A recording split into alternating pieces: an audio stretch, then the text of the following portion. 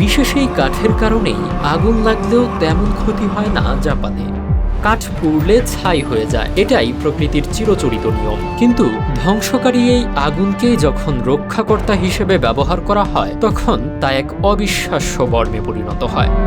শতাব্দীর পর শতাব্দী ধরে এমনই এক অভিনব কৌশল খাটিয়ে কাঠকে রীতিমতো অমর করে রাখা হচ্ছে জাপানে, যা কাঠখোট্টা রোদ, টানা বৃষ্টি বা সর্বভুক ঘুণপোকার কাছেও হার মানে না।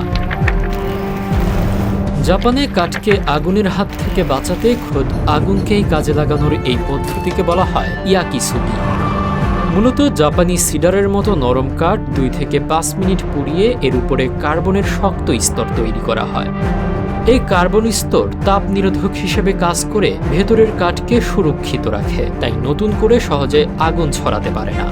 তবে সেগুনের মতো শক্ত কাঠে এটি অকার্যকর। বাড়ির বাইরের দেওয়াল, সীমানা প্রাচীর ও বিলাসবহুল ফার্নিচার তৈরিতে ব্যবহৃত এই কাঠ 80 বছরেরও বেশি সময় সগর্বে টিকে থাকে।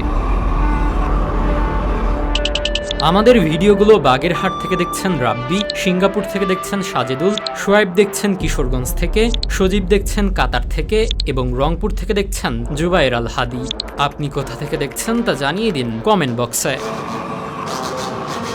বাংলাদেশের সবচেয়ে দামি বার্মিস সেগুনের দাম প্রতি ঘনফুট 6,500 থেকে 8,500 টাকার মধ্যে পাওয়া যায়। অন্যদিকে আসল ইয়াকিসুগি কাঠের দাম পড়ে প্রায় 14,000 থেকে 37,500 টাকা। সেগুনের চেয়ে প্রায় 2 থেকে 4 গুণ বেশি দামি এই কাঠ।